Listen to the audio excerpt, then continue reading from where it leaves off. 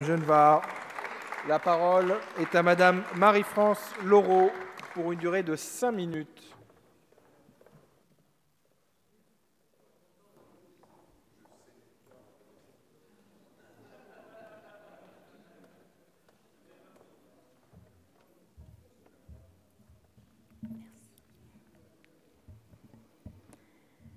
Monsieur le Président, Madame la Ministre, Messieurs les rapporteurs, la tradition universitaire française est en souffrance. Partout, les plaintes s'accumulent. Ici, les professeurs sont écrasés par les tâches administratives. Là, les chercheurs qui n'ont plus ni la liberté ni le temps de s'intéresser à leur sujet. Et là-bas, des étudiants livrés à la vie adulte dans un capharnaüm administratif. Les classements internationaux et les listes de publications continuent d'illustrer une performance médiocre de nos écoles et de nos facultés. Pourtant, la France continue à former des scientifiques d'élite et des dirigeants estimés dans le monde entier. Un paradoxe sur lequel tant de ministres et de comités se fracassent depuis des décennies. Des choses s'améliorent, c'est sûr. Déjà grâce à l'œuvre préalable de Jean-Michel Blanquer, meilleur ministre de droite des 25 dernières années, et ensuite car vous apportez un peu de liberté aux universités. Mais il lui fallait aller tellement plus loin, en laissant celles qui le souhaitent sélectionner, et même sélectionner de la manière qu'elles veulent leurs étudiants.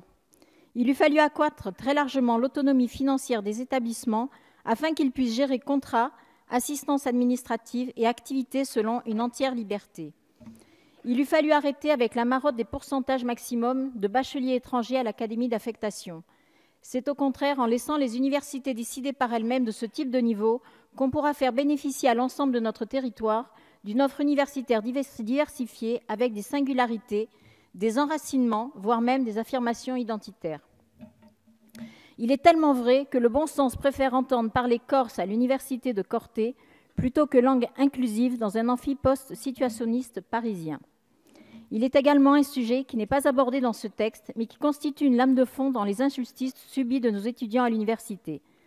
Je veux parler du terrorisme intellectuel. Il est urgent que les responsables de l'enseignement supérieur s'attaquent aux chapelles ou sectes idéologiques en tout genre, qui s'arrangent dans les contrats doctoraux, qui discriminent en raison des idées politiques supposées de leurs étudiants.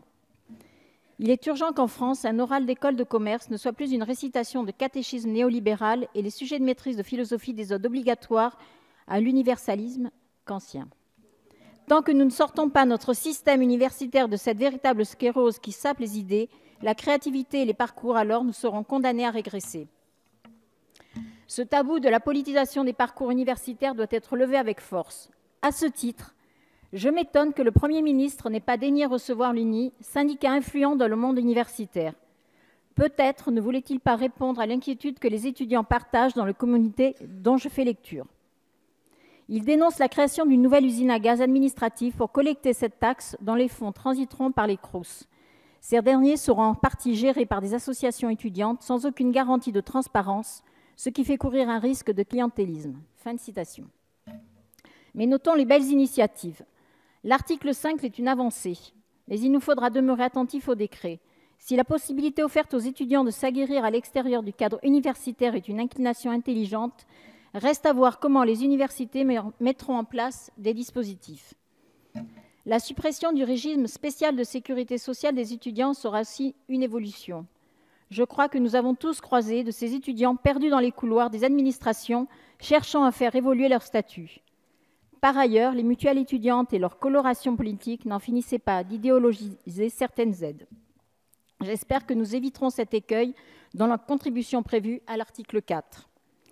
Le développement de la maîtrise de la fécondité évoquée dans l'étude d'impact n'est pas très précis. Espérons que les intervenants de ce secteur ne seront pas des associations idéologiques, mais bien des personnels soignants soucieux du bien commun.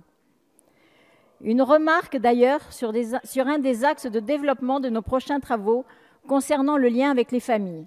L'une des clés du succès des universités privées, c'est bien d'affirmer leur rôle d'auxiliaire de la famille sur un certain nombre de sujets, et donc d'inclure dans les grands moments scolaires, voire dans les élaborations techniques, les parents des étudiants. Souvent, ce sont eux qui assument financièrement et humainement l'arrivée de leurs enfants dans la vie adulte. Créer un mur entre l'université et eux revient à nier les liens de solidarité naturels qui ne peuvent que participer à l'orientation du choix des étudiants.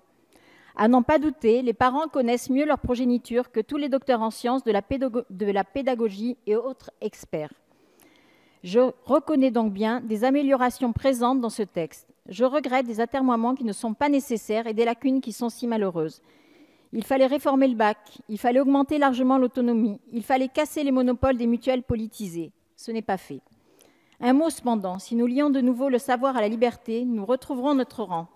C'est ainsi que nous pourrons abandonner un système étatisé par trop jacobin et bientôt administratif. Je vous remercie.